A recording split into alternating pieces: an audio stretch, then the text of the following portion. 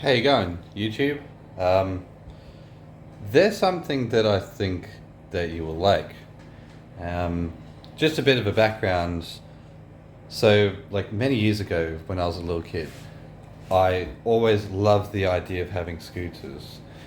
The idea of just having just a razor scooter, anything, was just like the biggest thing in the whole world. And one Christmas, I got one as a gift, as a Christmas present.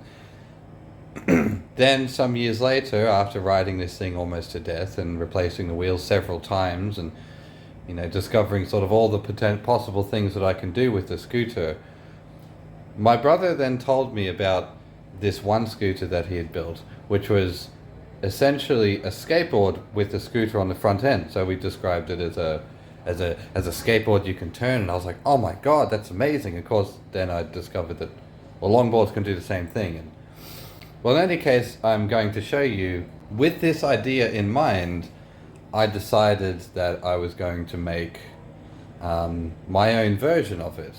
My gimbal seems to be playing tricks on me. So, well, here it is. And this I call the Trooter. Sorry about the shakiness. This gimbal is not exactly gimbally. So this here is my Trooter. This is a scooter that I built out of other parts of a broken scooter that I'd found lying around and in a ditch, and essentially I took out the board of the scooter and replaced it with this wooden board. Now, of course, I couldn't exactly go ahead and put the back end of a scooter on here, so I went with these skateboard trucks. And let me just sit down so I can go through the whole what this actually is. So obviously we have a front end of a razor scooter. The folding mechanism on here is just bolted together, bolted shut. Where you have this little screw just in here, that's bolted just in here as well, because no matter how tight I made this, even if I put spacers in here, this would slip, and I didn't like that idea, so I bolted that. I have a welder now, so I might go ahead and weld this together. So it's obviously bolted down here and here as well, and then this folded sheet metal here is just a piece of roofing tin, and I probably shouldn't touch it because of tetanus and things, but I got a tetanus shot a couple of years ago, so I'm pretty good on that respect. But I'm going to definitely wash my hands after just handling this all together. And then I've got this additional piece of sheet steel here because this piece of timber here, even if it's hardwood, you can obviously see it's very weathered and very worn, and yeah. So if we put the scooter down, and you can sort of see just in the light here, I've got this piece of diamond plate under here, and everything that's essentially screwed onto into here is bolted here. So these here are the screws that hold the front end of the scooter folding mechanism, and these screws here and these ones here are essentially what hold this plate together. Because in order to make this work with this thick of a board, I needed to cut out this section, because just putting it on, it essentially would give the scooter like absolutely no ground clearance. Now, and so with this sort of sheet steel sort of around here, that's supposed to give it a little bit more structure, so it doesn't just fall to pieces when I'm just riding around on it. And these screws here sort of, these aren't exactly sort of probably the right screws for it. Because as you can see, if I dig it out from the weights, come on. I've used like just the weirdest screws. Really, I wanted these kinds of screws here, the kinds of screws that are used for scooter wheels, because then I could essentially just have an Allen screw sort of on either end, rather than having these square nuts which thread so easily. if we go to the back, we have these, just a skateboard truck from an old skateboard that I have. This is just no name, no branding and nothing or anything. And these wheels here, I literally bought these today because the original wheels, these ones here, are like 20 years old. And these things are so old that the urethane is starting to just come apart, come to pieces. You can sort of see just on the edges here. I don't know if you can see that, but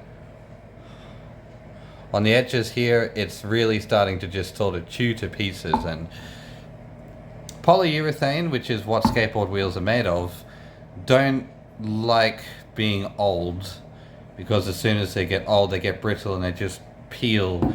You see this a lot with bouncy balls. They just kind of fall to pieces in your hands. In any case, this design at the back here is reminiscent of longboards, like downhill longboards and street luges. So the idea is that you get a much lower ground clearance if the skateboard is bolted on through the board rather than underneath, and that lower center of gravity is supposed to give you more stability. Now, regarding this, the reason why I did it on this specific board, which essentially means that I also had to cut into here and cut out here in order to give the wheels a little bit more, so they don't rub against the board, is because even with this going through the board this way, the geometry of a skateboard versus a scooter is totally different. So trying to incorporate those two concepts into a single design meant that I had to essentially bolt the skateboard trucks on the top and the scooter headstock on the bottom. Now, and then of course I just used the same screws on here because I ran out of skateboard screws at the time. The urethane bushings and spaces in here, they're all totally rotten, so I've got new ones coming in, because despite how bad this whole thing looks, it is still in perfect operation. I actually took it for a ride. It's not good for stunts. It's terrible for stunts because it would just break into a million pieces. Now, another thing that I did with this is I used a whole bunch, like 4 or 5 tubes of epoxy glue called araldite, to essentially coat the entire underside of the board to essentially prevent dust and dirt and moisture and things from ingressing into the wood and, making it worse than it already is, even if it's like a very decent hard wood. It's a very old piece of wood. I'm not entirely sure what it exactly was in its heyday, but the thing that I liked most about it is the fact that if I point the camera down its body, you can see maybe that there is a natural camber. So if I had a straight edge, let me just find one, you can see this board has a natural camber, and it's like, how could I not do something about this? So, plus I also wanted to see if it could be done, and I had a lot of time and a lot of different junky parts around on hand, so there it is. The Trooter. Probably the worst thing I'd ever built. There is something I forgot to mention about this Trooter, is that the handlebar isn't actually a handlebar, because when I found this, it didn't have the little click-in little hand grips that these things usually come with. So instead I found this stick which has a really nice camber to it. It took a lot of time to find a stick this nice. And of course the other benefit is that it fits these mismatched hand grips. So there it is, my Trooter, that I hand built many years ago. I hope you enjoyed this video. I'm going to make a short of this, of my riding it, just to prove that it isn't a death machine. And thanks for watching.